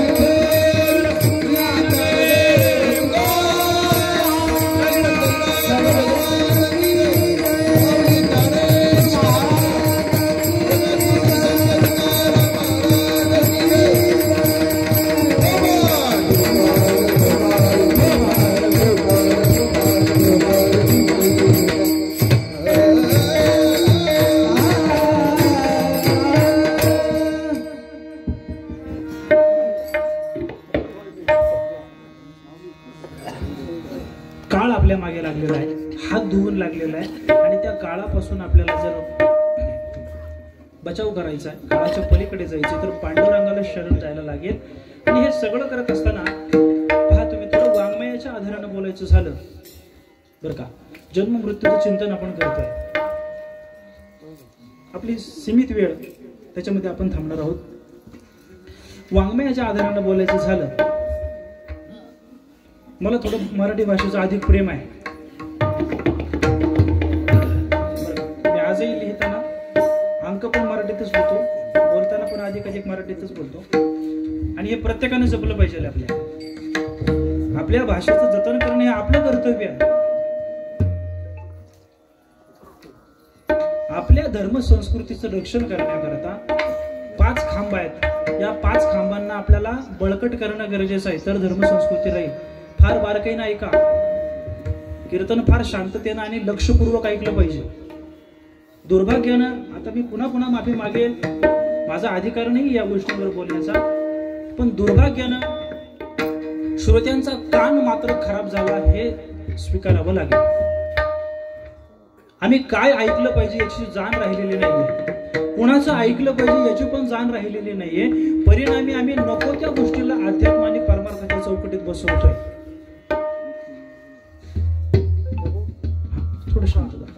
थोडी शांतता सुंदर राहू द्या. आता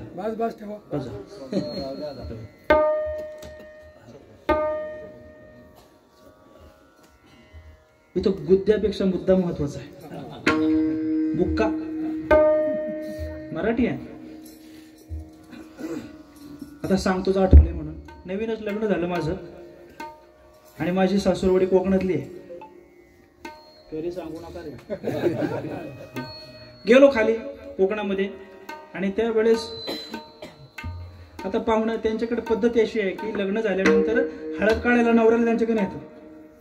नवरी येते आणि दुसऱ्या दिवशी नवरदेव 3-4 दिवस त्यांच्याकडं. आपल्याकडे नावं ठेवतील, निघाला लगेच सासूरवाडीला. झालं ना तसं, माझ्या वाट्याला ते झालं. म्हणे काय बोलायला लोकांना सांगतात, दुसऱ्या दिवशी सासूरवाडीत नवल सांगतोय. गुद्द्याचं चाललंय ना, मला मुद्द्याकडे यायचे. परत तिकडे गेलो.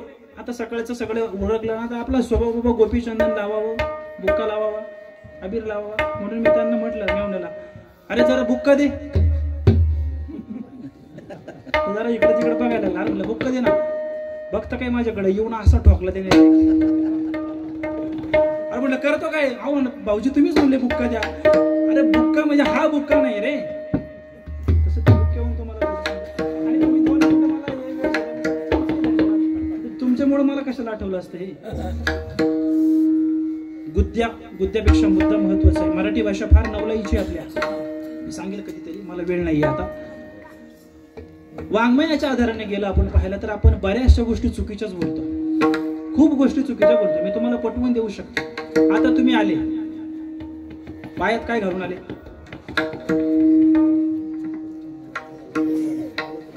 पादत्राणे, चपला ना. आता मला सांगा, आपण चपलेत पाय घालतो का पायात चप्पल घालतोय? काय करताय? पायात चप्पल घालतो की नाही? आपण म्हणतो ना आजच पायात चप्पल घालून आला असं म्हणतो की नाही? नेमकं करता काय तुम्ही? पायात चप्पल घालणं म्हणजे काय? पाय फाडायचं आणि पायामध्ये चप्पल घालायची, हा त्याचा अर्थ होतो. आता करतोय कृती वेगळी आणि बोलतोय वेगळं. चपलेत पाय घालणं हा शब्द प्रयोग आहे. आता सगळेजण इथं टोप्या घालून बसलेले आहेत. टोपी घालावी, टोप्या घालू नये. आमच्या या सगळ्या मित्र परिवाराला आमच्या विजय भाऊने म्हटले कपडे शिवायचे होते ना, तर म्हटले सगळ्या मुलांना माझ्याकडनं टोप्या भेट. त्यांना म्हटलं तुम्ही टोप्या घाला, टोपी घाला, टोप्या नका घालू. मराठी भाषा आहे, फार नवलाईची आहे. डोक्यात टोपी घालतो का टोपी डोकं घालतो? उलट बोलतो. तसं या जन्म मृत्यूच्या प्रवासामध्ये बऱ्याच वेळा आपण म्हणतो की आमक्याला इथं मरण आलं, अशा रीतीनं मरण आलं, अमुक कारणानं मरण आलं. पण हे वाक्य चुकीचं आहे, हे मी नाही म्हणत. तुकाराम महाराज म्हणतात, अभंग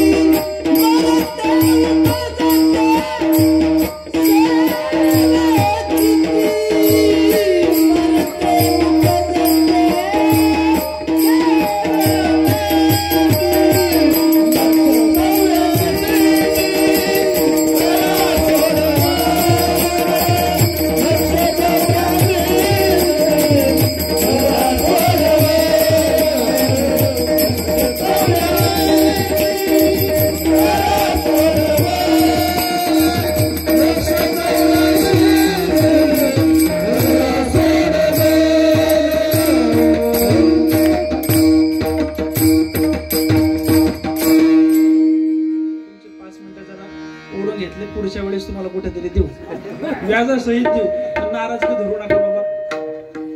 बोलणं पण अवघड झालंय नाही का योगेश? आता समारोप करायचा आहे कीर्तनाचा. 5 मिनिटात समारोप होणार आहे. एक दृष्टांतानं या चिंतनाचे समारोप करतोय. तुकाराम महाराज म्हणतात, उपजल्या पिंडा मरण सांगाते, मरते उपजते सवेची ते. मरण मागाहून वेगळं कुठलं येत नसतं. थोडी शांतता राखा बरं का. 5 मिनिटं बघ का थांबू? जय विठ्ठल. नाही नाही, मुद्दा क्लिअर झाला पाहिजे. उपजल्या पिंडा मरण सांगाते, मरते उपजते सवेची ते. मृत्यू मागाहून वेगळा कुठला येत नसतो, जन्माबरोबरच मृत्यू असतो. जीव जन्माला आला की त्याच्याबरोबर मरण पण येत असतं, हे मागाहून वेगळं येत नसतं. एक ब्राह्मण, विद्वान ब्राह्मण, फार हुशार, पण त्याला असं वाटलं की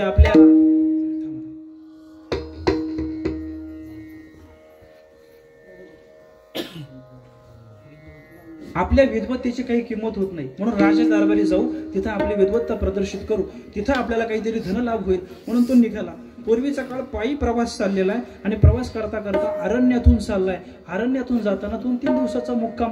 असं करता करता एका मुक्कामावर आला, दुसरा मुक्काम झाला, तिसऱ्या मुक्कामाला लागला आणि चालता चालता त्याच्या लक्षात आलं की मागून कशाचा तरी आवाज येतोय. एक भला मोठा घोडा फार वेगानं धावत होते. त्याच्या टापाचा आवाज ऐकून याला वाटलं आता जर बाजूला नाही झालो तर हा टापा खाली आपल्याला मारेल, म्हणून तो बाजूला झाला आणि पाहतो तर काही पुढे 100-150 फुटावर दुसरा एक पंत असतोय. त्याला आवाज मारून बाजूला करावं म्हणून आवाज दिला, पण आवाज त्याला देईपर्यंत तो घोडा पळत आला आणि त्या घोड्याचा वाघ झाला. असा अकराळ विकराळ क्षणामध्ये झडप मारली. आता जुन्नरला जे चाललंय ना बिबट्याचं, तसं त्या वाघानं त्याच्यावर झडप मारली, मारून टाकला. इथं याला घाम फुटला. घोडा होता, वाघ झाला, त्याला मारून टाकला. आणि विशेष नवल, त्याला मारल्यानंतर तो वाघ पुन्हा माघारी फिरला आणि याच्याकडे यायला लागला. अंतकाळी ज्याच्या तो तिथं नामस्मरण करायला लागला. म्हणे आता काय आपली गच्छंती आली. जवळ आल्यानंतर तो वाघ हळूहळू यायला लागला. हळू आल्यानंतर ह्याला घाम फुटलाय. साक्षात म्हणे आता खातो का काय. तो वाघ जवळ आला आणि तेवढ्यात त्या वाघाचा काळा भिन्न एक भला मोठा अकराळ विकराळ माणूस झाला, राक्षस झाला. ह्याला घाम फुटला. तो आल्यानंतर याला नमस्कार केला. म्हणे ब्राह्मण देवता आहे. याला नवल वाटलं. म्हणे आपल्याला नमस्कार केला याचा एक अर्थ असा आहे की आता आपण वाचलो. थोडस त्याला हायसं वाटलं. म्हणे आपण, म्हणे मी काळ आहे. त्या माणसाचं मरण येतं होतं. तुम्ही तर घोडा होते. हा म्हणे मी घोडा होतो, वाघ पण झालो, मी कुठलं पण रूप घेऊ शकतो, कुठं पण जाऊ शकतो, मला सगळीकडे विजा फ्री आहे, कुठला टोल पडत नाही मला. पण मला नमस्कार केला. म्हणजे तुम्ही आदरणीय आहात, तुम्हाला नमस्कार केला, आता मी माझ्या कामाला जातो. याला बरं वाटलं तर शांत बसवलं ते ना. जाता आता त्याला म्हटला तेवढं माझं एक काम करता का. म्हणजे सांगा की तुमचं गुरुजी हात सांगतो म्हणे तुम्हाला काय करायचं. म्हणजे तेवढे माझी तारीख सांगता का, माझं मरण सांगता का. तो म्हणला असं नसतं, आम्हाला रोजच्या रोज यादी येते, त्यानुसार आम्ही करतो. सकाळी 9 वाजता लिस्ट आमच्याकडे येते. पण तुम्हाला जाताना एक सांगून जाईल की तुमचा मृत्यू पाण्यापासून आहे, पाण्यापासून सावध राहा. काळ निघून गेला. हा राजाच्या दरबारात आला. तिथं आपल्या विद्वत्ता प्रदर्शित केली. ज्याला राजगुरू म्हणून मान्यता मिळाली. त्या राजाच्या मुलाचं लग्न ठरलं. शेजारच्या राजाच्या राजकन्याशी लग्नाची पत्रिका यानं जुळवली. राजा याला म्हणला गुरुजी तुम्ही आलं पाहिजे. गुरुजीला खूप आग्रह केला पण हा यायला तयार नाही. राजाने विनंती केली. म्हणे कशाला एवढा त्रास देता, एवढा मान लागला पाहिजे का तुम्हाला.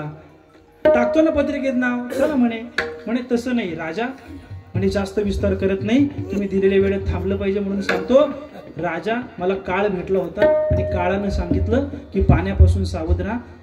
या राज्यातून त्या राज्यात जाताना मधी नदी येते, पाण्याजवळ जाऊ शकत नाही. अहो म्हणे मी पूल बांधतो. लगी यंत्रणा लावली, पूल बांधली. गुरु जायला तयार झाले पण जाता जाता जाता वराड पुढे गेलं. म्हणे तुम्ही माघारी या, मागवून या. मागून येताना शेजारच्या दुसऱ्या राज्याचा एक राजा आला, त्याचा प्रधान आला आणि त्यानं सांगितलं महाराज आमच्या राजानं नवस केलता, तो पूर्ण झाला आणि हत्तीच्या वजना एवढं सोनं तो तुम्हाला देत आहे, ते तुम्ही घ्यावं. ठीक आहे की काय मला घ्यायचं म्हणे. राजाचा आहेर, त्याच्याकडून काय गुरुदक्षिणा भेटायची तेव्हा भेटेल, पण हत्तीच्या वजनाचं सोनं जरी भेटत असेल तर काय 7 पिढ्या बसून खातील, 7 काही 100 पिढ्या बसून खातील. पण म्हणे ठीक आहे पण ते घेण्याकरता तुम्हाला नदीवर यावं लागेल. नाही जमायचं म्हणे तुझं.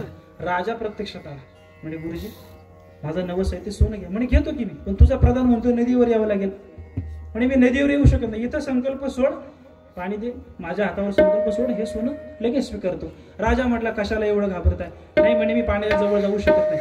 त्यालाही सांगितलं की मला पाण्यापासून धोका आहे, पाण्याजवळ जाऊ शकत नाही. पण म्हणे पाण्यापाशी यावं तर लागेल. हत्तीच्या वजनाचं सोनं मोजायचंय, त्याची एक पद्धती आहे. तेव्हा काही वजन काटा होतं का? नाव नदीमध्ये ठेवायची, त्याच्यावर हत्ती चढवायचा, नाव जितकी खाली जाईल त्या पाण्याच्या लेवलला रेष मारायची, हत्ती उतरवायचा, ती नाव पुन्हा वरती येते. मग सोनं त्यात भरत राहायचं. जेव्हा ती त्या रेषेपर्यंत नाव जाईल तेव्हा सोनं हत्तीच्या वजना एवढं सोनं झालं. ते पाहायला तर तुम्हाला यावं लागेल. नाही होय करता तो आला, नदीपासून 20 फुटावर थांबला, जवळ काही गेला नाही आणि ती तुला झाली. राजा म्हणाला आता लवकरच आटपा. राजा म्हणाला आता संकल्प सोडू, 20 फुटावर फक्त पाणी आहे, थोडं पाणी घ्यायचं, हातावर सोडणार मी तुमच्या, सोनं तुमचं, तुम्ही लग्नाला जा, माझे सैनिक सगळं सोनं तुमच्या घरी नेतील. नाही जमायचं. अहो कशाला घाबरता, इथं 500 सैनिक आहेत माझे, असं कडं करू सुसर येणार नाही, मगर येणार नाही, काय नाही, चला म्हणे. तिथं गेला म्हणे काय 2 मिनिटाचं फक्त पाणी सोडायचं, हातावर लगेच मागे घ्यायचं. हा गेला, राजानं त्या नदीजवळ त्याला नेला, नदीतलं पाणी घेतलं, आपल्या हातावर घेतलं, काही मंत्रोच्चार केला आणि त्या ब्राह्मणाच्या हातावर सोडलं. ब्राह्मणाच्या हातावर पाणी सोडलं आणि ब्राह्मण तिथून निघणार तेवढ्यात त्या राजाने त्याचा हात धरला. म्हणजे हात कशाला धरला? आणि त्या राजाचा अकराळ बिकराळ काळ झाला.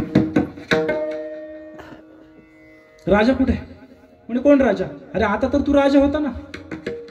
म्हणे मी त्यावेळेस वाघ पण होतो, घोडा पण होतो, मी कुठलं पण रूप घेऊ शकत होतो. मी तुम्हाला सांगितलं होतं पाण्यापासून सावध राहा, तुमचा काळ संपलेला आहे, तुमचा मृत्यू इथं आहे, मी काळ आहे तुम्हाला नेण्याकरता आलेलो आहे. ब्राह्मणाचा अंत झाला, दृष्टांत संपला. उपजल्या पिंडा मरण सांगा ते, मरते उपजते सवेची ते, ज्ञानेश्वर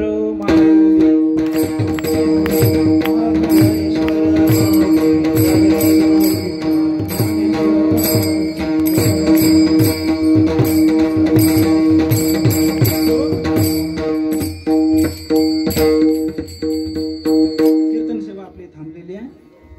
या सगळ्या तिन्ही चरणांना स्पष्ट करण्याकरता तुकाराम महाराजांनी, नंतर चालेलच हे करा, तुकाराम महाराजांनी एक सुंदर दृष्टांत दिलाय गाडग्याचा, रहाट गाडग्याचा. त्या रहाट गाडग्याला पूर्वी मडकी बांधलेली असायची, ती खाली जायची भरून यायची, खाली जायची भरून यायची.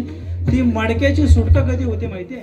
जेव्हा ते फुटेल तेव्हा. तुकाराम महाराजांनी तो दृष्टांत दिलेला आहे. झालेली सेवा आपल्या सर्वांच्या चरणी या ठिकाणी समर्पित करतो. कैलासवासी सोनाबाई पोपटराव थोरवे यांच्या उत्तर कार्याच्या दशक्रियेच्या निमित्ताने ही कीर्तन रूपी सेवा आपल्या समोर या ठिकाणी संपन्न झाली. आपल्या परिसरातील सगळी मंडळी, सगळी ज्येष्ठ श्रेष्ठ आदरणीय मंडळी, सगळ्यांचा नामोल्लेख करणं मला या ठिकाणी कठीण आहे, पण सगळं आपली ताज्याची मंडळी आहेत, दहिवलीची आहे, पाटणची आहे, बुधवडीची आहे, सगळ्यांचीच अख्खी पंचक्रोशी मावळ तालुका या ठिकाणी उपस्थित आहे. सगळ्या मावळ तालुक्यातील सगळ्या मंडळींना नमस्कार करतो. या कीर्तन सेवेला थांबतो. अत्यंत उत्तम अशी मृदंगाची साथ आम्हाला लाभली. आदरणीय किसन भाऊ आहेत, तबल्याची साथ आम्हाला आपल्याला गणेश महाराजांकडून मिळाली. निलेश भाऊ आहे, मगाशी उत्तम हरीशनं उत्तम मृदंग वाजवला. हे भविष्य आहे आपलं आणि शुद्ध सांप्रदायिक त्या बाजाचं रक्षण आहे. आदरणीय सगळी, आता सगळ्यांची नावं घेऊ का? चलू पुढे. ते सभेमध्ये एखादा ठराव संमत करायचा असला ना, की 2 पद्धती असतात, एक आवाज आणि एक हात वरती करून. कुठला तरी एक निर्णय घ्या तुम्ही आणि अनुमोदन द्या, म्हणजे आपल्याला जय विठ्ठल घेता येईल. सगळ्यांच्या चरणी नतमस्तक होतो. झालेली सेवा तुमच्या चरणी समर्पित करतो. बोलण्याच्या ओघामध्ये जे काही चांगलं गेलं असेल ते सद्गुरूंचं आहे, परंपरेचं आहे, ते आपण आपल्या बुद्धीच्या कसोटीवर घासून पुसून आपल्या जीवनात आचरणात आणण्याचा प्रयत्न करा. नवे नवे आचरण करा. काही चुकीचं बोललं असेल तर माझं अल्पमध्ये आपल्या बालकाचा दोष समजून माफ करा, क्षमा करा. आणि या ठिकाणी चिंतन सेवेला थांबवतोय. गोड अशी भैरवी होईल, त्यानंतर जय विठ्ठल होईल. 5 मिनिटात यथोचित काही प्रस्तावना सन्मान होईल, त्यानंतर सगळ्यांनी उठायचं, थोडं सहकार्य करा.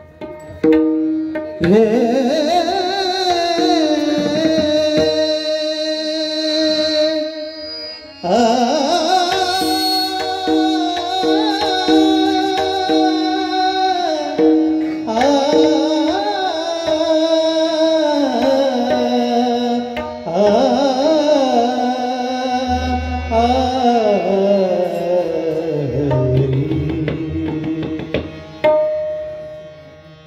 तुका मन माळ गुंतली रहाटी तुका मन माळ गुंतली रहाटी तुका मन माळ गुंतली रहाटी